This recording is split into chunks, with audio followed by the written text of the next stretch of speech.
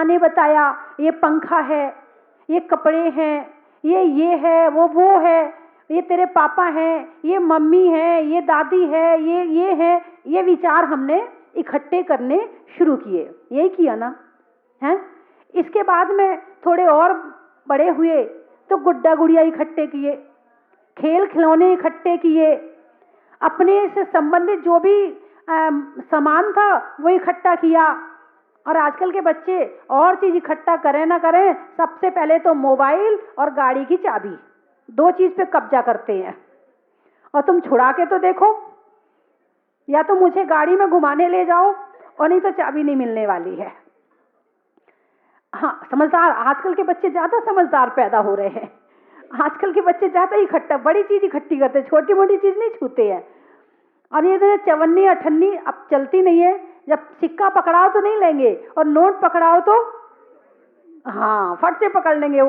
शायद पिछले जन्म से जानते ये नोट है और ये सिक्का है, इसकी कीमत कम है और इसकी कीमत ज्यादा है। वो भी बड़े प्रेमी हो गए हैं नोटों के। तो इस तरह से हमने पहले शुरुआत में इस तरह इकट्ठा किया। पहले भाषा बोलनी आ गई, लेकिन अभी लिखनी पढ़नी नहीं आई। माँ ने स्कूल भेज दिया। अब आ अनार का, आ आम का, ई इमली का, ई ईख का, अब ये इकट्ठा करना शुरू कर दिया। भाई जीवन चलाना है, इसलिए पढ़ना भी पड़ेगा। पहले के समय में जीवन चलाने के लिए पढ़ना जरूरी नहीं होता था। अब जमाना बदल गया है। अब अनपढ़ की यहाँ कोई कीमत नहीं है। थोड़ी बहुत कीमत अभी भी है, ऐसी बात नहीं है। हमारे नेता हैं वो कम पढ़े लिखे होते हैं, फिर भी देखो कितना काम कर रहे हैं, बड़े बड़े काम कर लेते हैं। तो इस तरह से बचपन में हमने भाषा इकट्ठी करी, फिर लिपि शब्द इकट्ठे किए लिखने पढ़ने के। फिर थोड़े और बड़े हुए, पहले 2 किताबें थी, फिर 4 किताबें हुई, फिर 8 किताबें हुई, फिर 12 किताबें हुई, फिर 25 किताबें हुई। हमने कुछ डिग्रियां इकट्ठी कर ली। क्या इकट्ठी कर ली है? डिग्रियां इकट्ठी कर ली। डिग्री इकट्ठी करने के बाद संसार की जानकारी इकट्ठी करने में पहले के लोग, अखबार पहले तो था ही नहीं, और था भी तो इतना शौक नहीं था पढ़ने का। अब अखबार पढ़ते हैं। क्या पढ़ते हैं? अरे बोलो ना, अखबार पढ़ते। अखबार किसे कहते हैं? जहां आंख जाए बार बार उसे कहते हैं अखबार। जहां आंख जाए बार बार उसे कहते हैं अखबार। यदि अखबार वहां पड़ा है और वहीं बाजू में एक शास्त्र रखा है, आंख कहां बार बार जाएगी? सच बताना। अखबार पे जाएगी। आप ट्रेन में जा रहे हैं, आपके पास अखबार नहीं है, सामने वाला सीट वाला व्यक्ति अखबार पढ़ रहा है, उसके बाजू वाला व्यक्ति हो सकता है कोई धर्म की किताब पढ़ रहा है, आपका ध्यान कहां जाएगा? अब वो तो ऐसे पढ़ रहा है, अब आपको समझ में, आप अपनी गर्दन टेढ़ी कर करके पढ़ रहे हो उसको, लेकिन अखबार पढ़ोगे जरूर।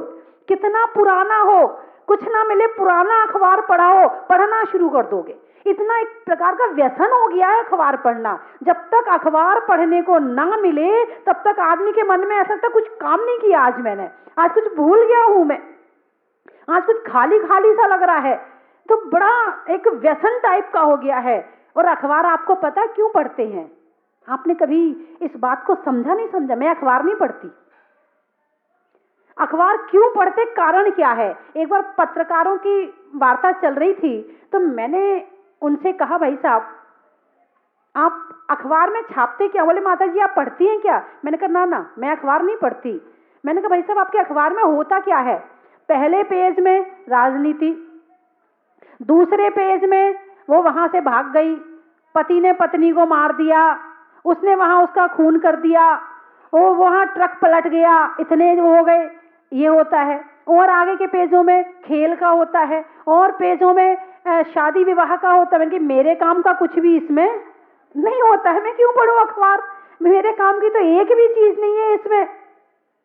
मैंने कहा भाई साहब आप इतनी खबरें छापते हैं और पहले पेज में कई बार आप ऐसी खबरें छापते हैं जो बड़ी दुख भरी खबरें होती हैं कि एकदम से आदमी के दिमाग पे अटैक करती हैं। आप पहले वाले पेज पे भगवान की तस्वीर छापें ताकि लोगों को मन में भगवान के दर्शन करके अच्छा सा लगे। भगवान के विषय में छापे, उनके गुणों का वर्णन करें पहले पेज पर तो अच्छा लगेगा। बोले माता जी, यदि मैं भगवान की फोटो पहले पेज पे छापना शुरू कर दूं, लोग अखबार पढ़ना बंद कर देंगे। मैंने कहा ऐसा क्यों? बोले जब तक ये दुख की खबरें नहीं पढ़ते हैं, इनको चैन नहीं पड़ती है।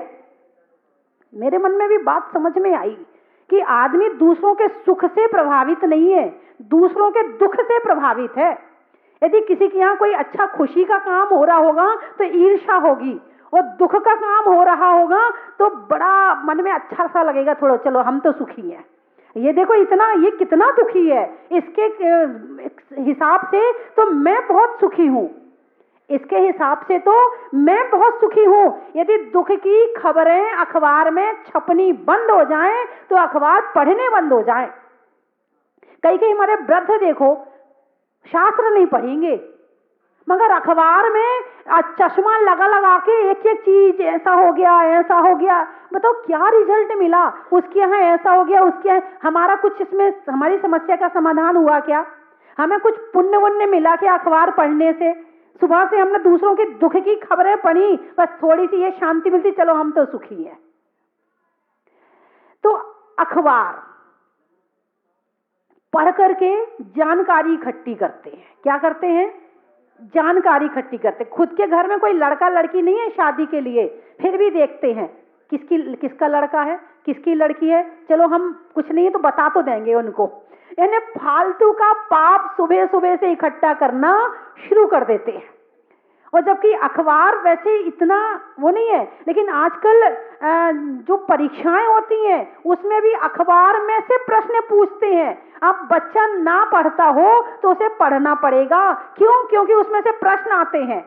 अब उसमें से आगे बढ़ने के लिए चांस मिल रहे हैं। वहां वो राजनीति में कब कौन प्रधानमंत्री बना, कौन से प्रधानमंत्री ने कौन सा काम किया, इस बात की जानकारी के लिए अब शास्त्र पढ़ने की जरूरत नहीं है। अब आपको धार्मिक ग्रंथ नहीं पढ़ते हैं लोग, अखबार पहले पढ़ते हैं। तो अखबार के माध्यम से क्या होता है? जानकारी इकट्ठी होती। क्या होता है? अरे बोलो ना। जानकारी इकट्ठी करी, कुछ जानकारी टीवी से इकट्ठी करी, कुछ सीरियल से इकट्ठी करी, कुछ पिक्चर से इकट्ठी करी, कुछ पड़ोसन से इकट्ठी करी, कुछ धन इकट्ठा किया, थोड़े और बड़े हुए, फिर सगाई हो गई, फिर शादी हो गई, फिर परिवार इकट्ठा किया, फिर परिवार में अपने काम करते करते करते करते और एक दिन बूढ़े भी हो गए, और बूढ़े होने के बाद नंबर आ गया। किस चीज का नंबर आ गया? अरे बोलो ना, डर लग रहा है क्या? सच्चाई तो सच्चाई है, इस सत्य को मत भूल जाना। दुनिया में जीना, रहना, सारे काम करना, मगर इस सत्य को मत भूल जाना कि एक दिन मुझे जाना भी है। काम करने की मनाही नहीं है, मगर जाना जरूर याद रखना। दुनिया में रहने वाले जाना न भूल जाना, ये रस्म है पुरानी, आने के बाद जाना। दुनिया में रहने वाले जाना न भूल जाना, ये रस्म है पुरानी, आने के बाद। क्या बात है, आप सब समझदार बैठे हो यहाँ पर। मुझे ऐसा लग ही नहीं रहा कि मैं ना समझदार को प्रवचन सुना रही हूँ। ऐसा लग रहा सारे ज्ञानी बैठे हैं यहाँ पर, सब जानते हैं कि हाँ हमें जाना जरूर है। जानते कि नहीं जानते हो? जानते हैं ना। अच्छा, तो एक दुनिया में आके हमने इतना इकट्ठा किया, इतना इकट्ठा किया, और एक दिन सब कुछ यही छोड़कर चले गए। किस लिए इकट्ठा किया था? जब लेके नहीं जाना था, फिर क्यों इकट्ठा किया था? ऐसी कौन सी आसक्ति थी, कौन सी तृष्णा थी जिसने तुमसे इकट्ठा करवाया, जिसने तुम्हें इकट्ठा करने की प्रेरणा दी? ये मन विचारा, ना भगवान को याद कर पाया, ना शास्त्र पढ़ पाया, ना राम, सीता, महावीर, आदिनाथ किसी को याद कर पाया, उनके विषय में सोच भी नहीं पाया, और इस दुनिया से जाने का नंबर आया। इस मन का उपयोग सारी की सारी जिंदगी केवल बाहर की वस्तुओं को इकट्ठा करने में कर दिया। भाषा भी यहीं छूट गई, शब्द भी यहीं छूट गए, धन भी यहीं छूट गया, परिवार भी यहीं छूट गया, पड़ोसन से जितनी बातें करी थी वो भी यहीं छूट गई, जितनी निंदा बुराई करी थी वो भी यहीं छूट गया, जितना क्रोध मान माया लोभ किया था वो भी यहीं छूट गया, उसके माध्यम से जितना पाप इकट्ठा किया था वो साथ चला गया, उसके माध्यम से जितना पाप इकट्ठा करा था वो साथ चला गया, उसका फल अब अगले जन्म में भोगना पड़ेगा। कहीं भी चले जाओ, बिजली का मीटर बंद हो सकता है मगर कर्मों का मीटर एक सेकंड के लिए भी बंद नहीं होता है। सपना भी देखते हो तो सोते सोते सपने में आप अच्छा सपना देखते हो तो पुण्य का बंद होता है, और बुरा सपना देखते हो तो पाप का बंद होता है। सपने में भी पाप का बंद होता है, और जब सपना देखते हो बुरा सपना आए उसका प्रायश्चित कर लेना। यदि आपने कभी देखा कि मैंने रोटी खाई है या पूड़ी खाई है या मिठाई खाई है, दूसरे दिन सो के उठ के उस दिन के लिए आप उस चीज का त्याग कर देना, वो चीज खाना मत जो चीज आपने सपने में खाई है, उस दिन त्याग कर देना।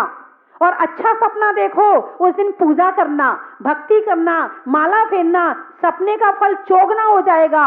बुरा सपना देखा है, विधान कर लेना, माला फेर लेना, उसके नाम से कुछ भी कर लेना, खुद कर लेना, तो उसका भी फल कम हो जाएगा। और पुण्य का सपना देखा तो पुण्य के काम कर लो तो सपने का फल भी दुगना हो जाएगा। तो बंधुओं, मेरी बात आपकी समझ में आ रही है? अरे बोलो ना, आ रही कि नहीं आ रही? मेरी बात आपकी समझ में आ गई? बोलो आ गई, जोर से बोलो आ गई, बोलो आ गई, बोलो आ गई।